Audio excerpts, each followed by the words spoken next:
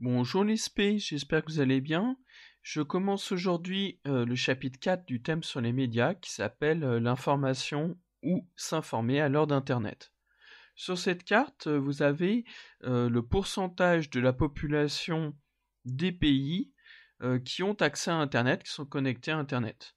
Alors si l'Occident, l'Amérique du Nord, l'Europe, globalement l'Amérique latine, globalement le monde russe et le Japon et l'Australie, dans toutes ces régions-là, on a plus de 80%, voire plus de 90% de la population qui a accès à Internet.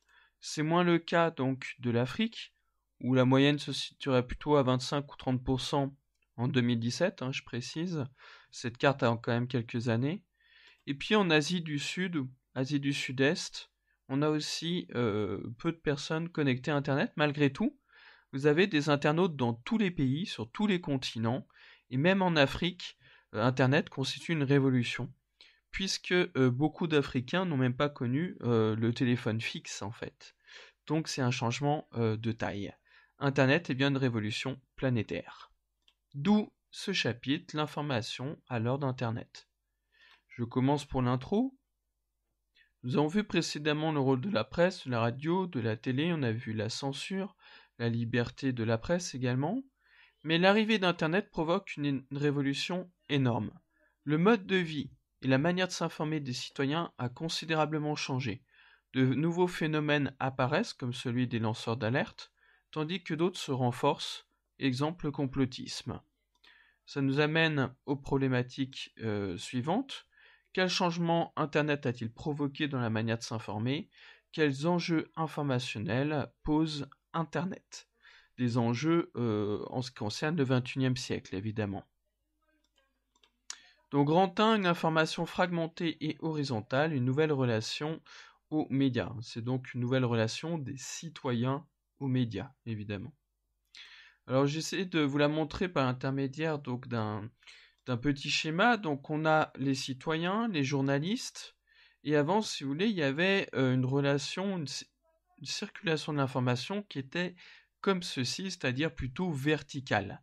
Ça, c'était donc la circulation traditionnelle de l'information, qu'on l'a un peu déjà vu, des journalistes aux citoyens, voilà, il y avait une relation, une véritable connexion très verticale. Maintenant, c'est différent, on a les journalistes toujours, mais par contre, on a tous les citoyens qui sont des internautes qui peuvent échanger entre eux sans passer par l'intermédiaire des journalistes. L'information peut circuler entre ces citoyens par les réseaux sociaux de manière cette fois horizontale et de manière déconnectée des journalistes dans certains cas. Avant, il y avait le bouche à oreille, évidemment, ça existait, mais à l'âge des réseaux sociaux, ce bouche à oreille numérique prend un tout autre rôle, une toute autre importance. Donc on est passé d'une circulation verticale à une circulation horizontale. D'accord ? Ensuite, il y a les phénomènes qu'on a déjà un petit peu évoqués en cours. Déjà, la naissance de la culture de l'écran, ce qui donne une très grande importance aux documents vidéo, à la vidéosphère. Les documents textuels laissent la place aux vidéos de YouTube, aux vidéos des réseaux sociaux. La vidéosphère, est grandissante, littéralement. Ensuite, il y a la différence entre l'opinion et le fait. Or, Internet laisse une large place aux commentaires. Sous chaque vidéo YouTube, vous avez des commentaires.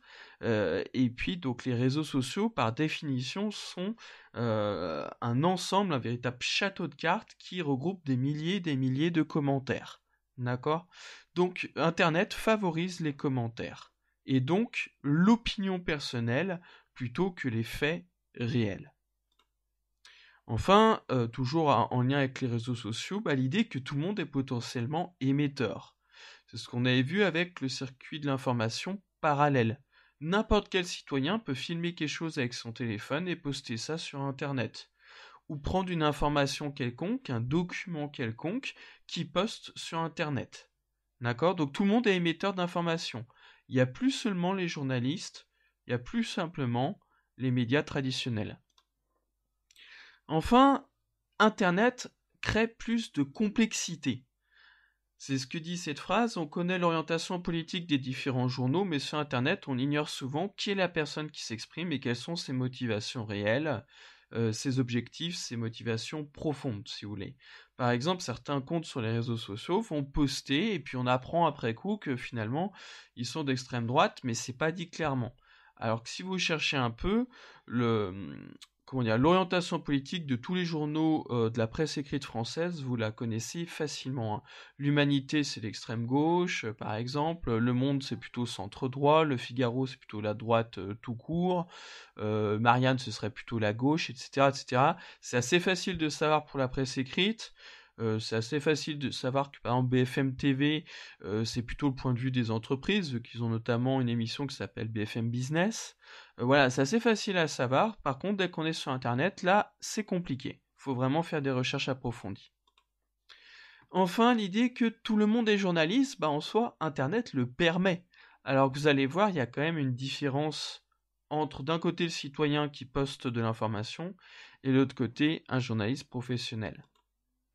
Alors déjà, je vous ai mis un imprimé-écran du site L'étudiant qui décrit la carrière de journaliste et montre que c'est pas une carrière facile, c'est pas une carrière simple et qu'il faut bosser dur pour être journaliste, qu'il faut faire des études. Donc on nous dit au départ, bien qu'il n'y ait pas de formation précise, la coutume veut que les journalistes obtiennent un diplôme dans des écoles ou des universités reconnues qui sont au nombre de 13. Donc, beaucoup font des grandes écoles de journalisme. L'entrée sur concours est extrêmement sélective pour beaucoup de ces grandes écoles. Donc, on sélectionne des étudiants qui ont un très haut niveau. Les candidats admis ont généralement un niveau Bac+5, même si parfois l'admission est à Bac+2. Donc, vous voyez que beaucoup de journalistes ont un niveau qui va jusqu'au master. Un master, c'est Bac+5. Et parmi ces écoles de journalisme, on a Sciences Po Paris. Donc on a des journalistes qui ont fait Sciences Po. Donc tout ça pour vous montrer qu'on ne devient pas journaliste facilement du jour au lendemain et que journaliste, c'est une profession qui souvent nécessite d'avoir fait beaucoup d'études. Alors pas forcément si vous êtes photographe, là c'est plutôt par exemple un BTS audiovisuel ou des diplômes plus techniques, mais si vous êtes journaliste, vraiment rédacteur, etc., que vous rédigez des articles de journaux, là souvent il faut avoir fait une école de journalisme. Et ça c'est difficile. Alors que le citoyen, lui, il n'a pas fait forcément tout ça, loin de là. Le journaliste, lui, certes, il peut avoir un avis, une opinion personnelle, donner parfois de l'information orientée, mais le journaliste est hautement diplômé, expérimenté, et ce que je vais vous mettre, c'est que de temps en temps, il est en contact direct avec les sources, c'est-à-dire qu'il est sur le terrain de temps en temps, notamment quand ça se passe en France, il peut être directement sur le terrain. Il a donc en contact direct avec les faits, il a l'habitude de croiser les informations, de critiquer les témoignages et de critiquer l'information. Donc, il a une longueur d'avance, ce journaliste, par rapport aux citoyens standards, qui n'est pas forcément expérimenté dans cet univers complexe de l'information. D'accord ? Alors, comme d'habitude, je ne vous demande pas de croire toujours sur parole tous les journalistes, qui ne sont pas tous la science infuse, mais globalement, les journalistes restent des professionnels par rapport à des citoyens qui restent des amateurs. Alors, une petite distinction à faire, la différence entre journaliste et éditorialiste. Alors, je vous ai mis en dessous, l'éditorialiste est la personne qui écrit des textes d'opinion sur l'actualité ou sur les questions de société. Comme son nom l'indique, un article d'opinion exprime un avis sur un sujet important. L'éditorial est l'expression de l'orientation politique du média. Donc, sur une chaîne télé, une chaîne d'information en continu ou dans un journal, lorsqu'on vous dit voici l'édito ou voici le message de notre éditorialiste, là, à ce moment-là, le média précise clairement qu'il donne son point de vue. Il sort de la neutralité pour donner son point de vue. Donc méfiez-vous, lorsque vous écoutez par exemple une chaîne télé, du présentateur ou de l'éditorialiste qui, lui, contrairement au journaliste, va être pas beaucoup neutre. Il va facilement commenter, donner son avis. Donc attention à cette catégorie des éditorialistes et des présentateurs. D'accord ? Faites bien quand même la distinction. Un éditorialiste donne son avis. Retenez ça. Enfin, Internet favorise aussi le phénomène des lanceurs d'alerte, hein, qui est globalement nouveau, qu'on ne connaissait pas trop avant les années 1990-2000. Un des cas importants est le cas de Snowden, dont je vous avais déjà un peu parlé quand on a vu la puissance russe. Alors, c'est quoi un lanceur d'alerte? C'est que vous avez un secret d'une organisation quelconque, un gouvernement, un État, une multinationale. Ce secret est transmis par un lanceur d'alerte à qui? Alors, ça peut être, c'est posté sur Internet, révélé au public par les réseaux sociaux, mais c'est rarement le cas. Ça peut être transmis à des journaux célèbres, par exemple le Washington Post côté américain ou Le Monde côté français, ou ça peut être diffusé par des organismes comme Wikileaks.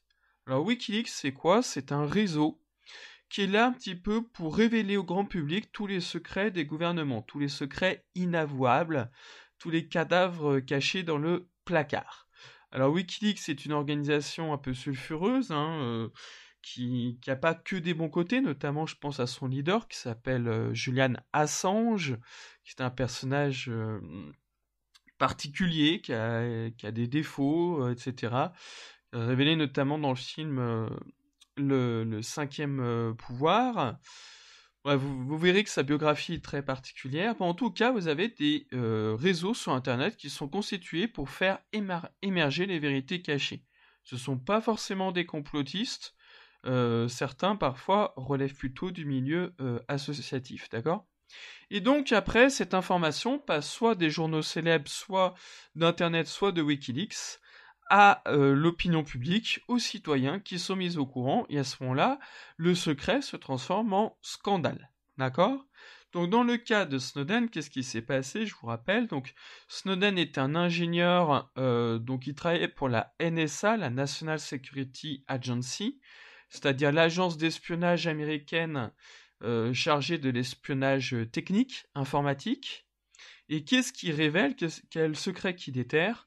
Ben, son secret, c'est que les GAFAM, donc Google, Amazon, Facebook, Apple et Microsoft, ont collaboré avec la NSA pour donner toutes les informations privées des citoyens, des utilisateurs. Et ben, Amazon, Apple, tout ça, ils ont tout filé à la NSA, une agence d'espionnage. D'accord?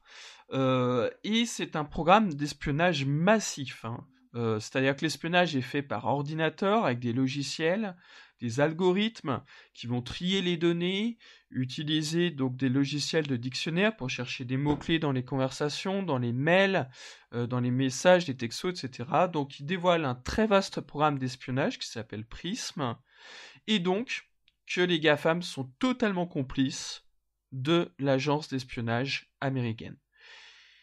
Il est donc poursuivi par le gouvernement américain pour délit d'espionnage et depuis il s'est réfugié chez Poutine en Russie. Maintenant, les lanceurs d'alerte c'est un sujet qui fait débat. Les grandes questions qui font débat sont les suivantes. L'État doit-il protéger les lanceurs d'alerte qui trahissent leurs entreprises? Est-ce que les lanceurs d'alerte servent l'intérêt général et donc doivent être protégés par les autorités? Ou est-ce que les lanceurs d'alerte sont des traîtres qui trahissent donc les entreprises, des traîtres qu'il faut punir?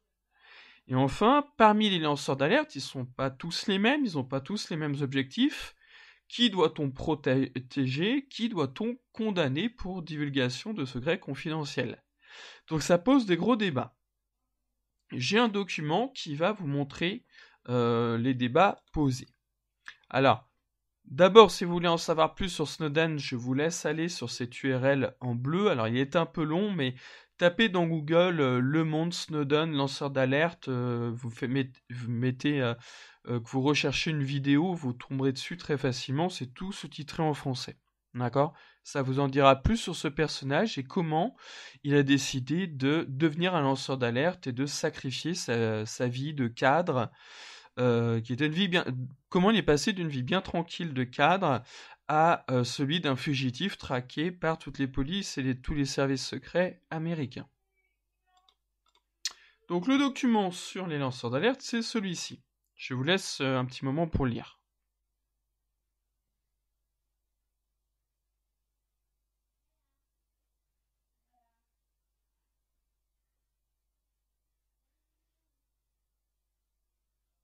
Moi j'avance pour que ma vidéo dure pas 20 minutes non plus. Donc ce document vous montre une loi française très récente de 2018 qui a fait débat. La loi sur le secret des affaires, donc, qui a été à l'initiative du gouvernement d'Emmanuel Macron. Donc elle pose problème aux lanceurs d'alerte. Pourquoi ? La définition du secret d'affaires est si vaste que n'importe quelle information interne à une entreprise peut désormais être classée dans secret d'affaires. Donc, dès la première ligne, on voit l'ambiguïté de cette loi. Le problème, c'est que des scandales tels que ceux du Mediator pourraient ne plus être portés à la connaissance des citoyens. Autrement dit, cette loi qui s'apprête à sanctionner durement les lanceurs d'alerte pourrait empêcher que des scandales soient déterrés en fait. Le Mediator, c'était un médicament fabriqué par les laboratoires Servier qui a fait énormément de dégâts parmi tous les patients qu'on a pris pendant de très très très longues années. Et ce Mediator n'a pas été retiré si vous voulez, des pharmacies tout de suite, loin de là. Je vous dis, pendant des années, il a circulé. Et ça a fait un grand scandale, parce que des centaines de personnes ont eu de très très très graves effets secondaires, et même certains en sont morts. Donc cette loi peut gêner le travail des lanceurs d'alerte, les sanctionner, et donc éviter que des scandales soient déterrés. La personne qui s'aventurait à rendre public de telles informations s'exposerait à une procédure judiciaire longue et coûteuse, et surtout à une sanction qui découragerait de futures divulgations. Donc en gros, la loi gêne le travail des lanceurs d'alerte, encore une fois, et ça pose souci. D'accord ? Donc, vous voyez que les lanceurs d'alerte, il y a vraiment deux interprétations possibles. Soit ce sont des traîtres à punir, soit ce sont de courageux citoyens qui servent l'intérêt général. Et ça fait débat. La prochaine fois, on verra le cas du complotisme, l'agence largement stimulée par Internet. Merci pour votre écoute, prenez bien des notes sérieusement et à bientôt.